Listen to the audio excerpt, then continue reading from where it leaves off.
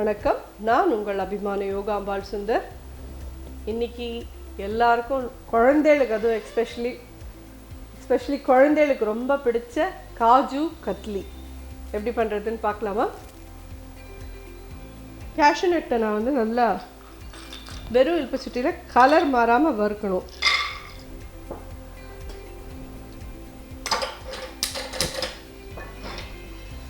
இது இந்த மாதிரி கொஞ்சமாக போட்டுக்கோங்க. அப்பப்போ நிறையாவே போட்டுட்டேன்னா கூட மெதுவாக சின்னதாக வச்சுட்டு மெதுவாக வறுத்தேன்னா கலர் மாறாமல் சூடு மட்டும் ஏறிடும்.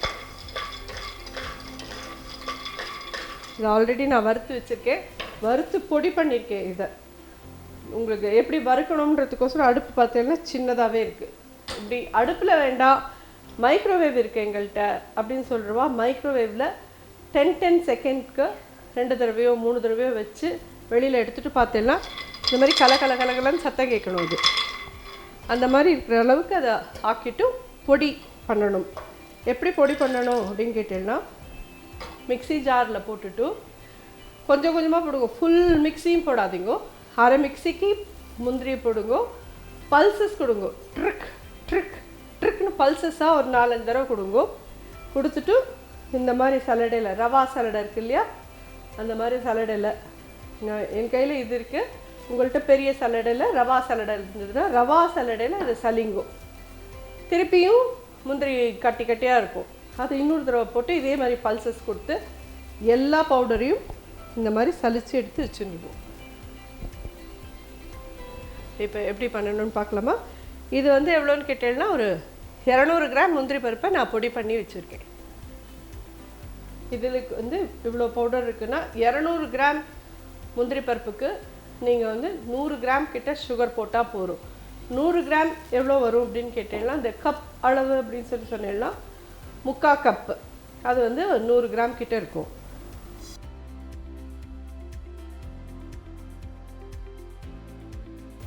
சர்க்கரை கரையிறதுக்கு ஒரு 1/4 கப் தண்ணி விட்டுருக்கேன், அவ்வளோதான். ரொம்ப ஈஸி, ரொம்ப சுலபம். இதுக்கு நெய்யெல்லாம் கிடையாது எதுவும். நிறைய பேர் நினச்சிட்டு இருக்கா காஜு கத்லினா அது ரொம்ப பெரிய ப்ராசஸ்ஸு, அதுக்கு இவ்வளோ நிறையா நெய் வேணும், அது இது. நெய்யே விடாதீங்கோ, இதுக்கு நெய்யே தேவை கிடையாது.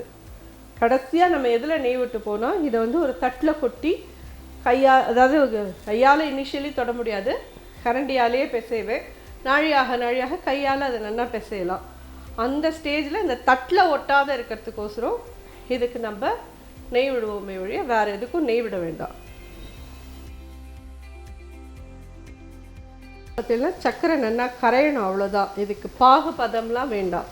சர்க்கரை கரைஞ்சதுமே நம்ம பொடி பண்ணி வச்சுருக்கிற முந்திரி பருப்பை இதில் ஆட் பண்ணலாம்.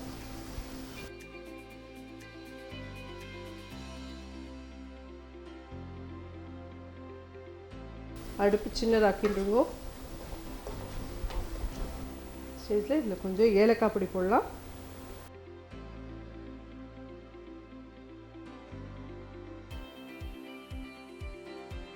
அடுப்பை பெருசாக வச்சுருந்தேன்னா இது பொறன்னு ஆகிடும்.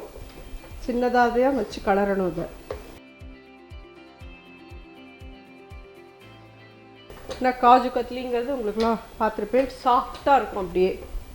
இது ரெடி ஆகிடுதுன்னு பதம் எப்படின்னு நான் இப்போ காமிக்கிறேன் உங்களுக்கு. கொஞ்சோண்டு எடுத்து இந்த தட்டில் போடலாம்.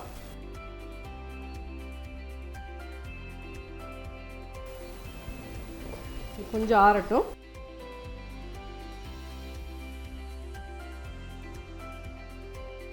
இதுவும் இப்படி கையில் ஒட்டாமல் இது பண்ண வரும். இன்னும் கொஞ்சம் ஃபேர்ம் ஆகணும். இது இன்னும் கொஞ்சம் ஃபேர்ம் ஆகிறதுக்கு இன்னும் கொஞ்சம் நாள் கலரலாம்.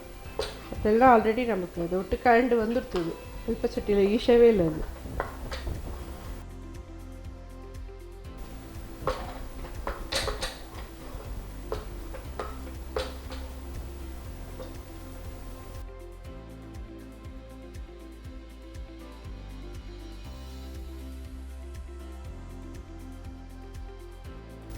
இதில் இப்போது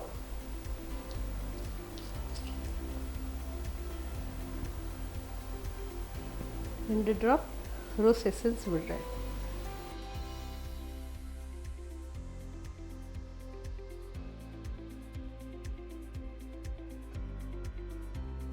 இந்த மாதிரி வெளியில் ஒரு தட்டில் போட்டு இதை பிசையணும். நல்லா நம்ம கையால் இப்போ சத்திக்கு தொட முடியாது, அது வரைக்கும் கரண்டியால் பிசைங்க. இது இந்த மாதிரி கையால் நல்லா பிசைஞ்சிருங்கோ. இந்த மாதிரி பட்டர் பேப்பர் ஆர் உங்கள்கிட்ட வேறு ஏதாவது பிளாஸ்டிக் ஷீட், ஆனால் 6 நாள் தான் பிளாஸ்டிக் ஷீட்டில் போட முடியும்.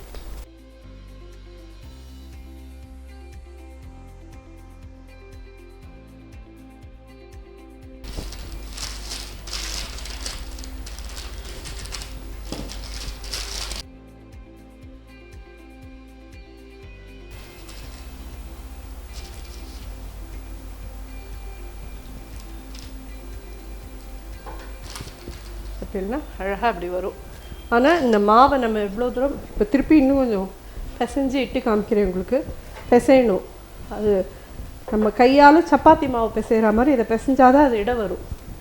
கொஞ்சம் கை பொறுக்கிற சூடு வந்தப்புறமா நம்ம சப்பாத்தி மாவு எப்படி கையால் பிசைவோமோ அது மாதிரி நல்லா அழுத்தி பிசைஞ்சு அப்புறம் இந்த பட்டர் பேப்பர்லேயோ இல்லைன்னா ஏதாவது பிளாஸ்டிக் ஷீட்லேயோ இதுலையா போட்டு குழவிலையும் நெய்யை தடவிட்டு இட்டுங்கோ. இட்டுட்டு ஓரத்தெல்லாம் கட் பண்ணிவிட்டு இந்த மாதிரி டைமண்டாக கட் பண்ணி வச்சுக்கோங்க. 200 கிராமுக்கு கிட்டத்தட்ட வந்து ஒரு 1/2 கிலோ கிட்ட கிடைக்கும். நம்ம கடையில் எவ்வளோ கொடுத்து ப்ரைஸாக கொடுத்து வாங்குகிறோம், நம்ம இதை ஈஸியாக ஆட்லேயே பண்ணலாம். நிச்சயமாக இதை எல்லோரும் ட்ரை பண்ணுங்க இந்த தீபாவளிக்கு. நன்றி, வணக்கம்.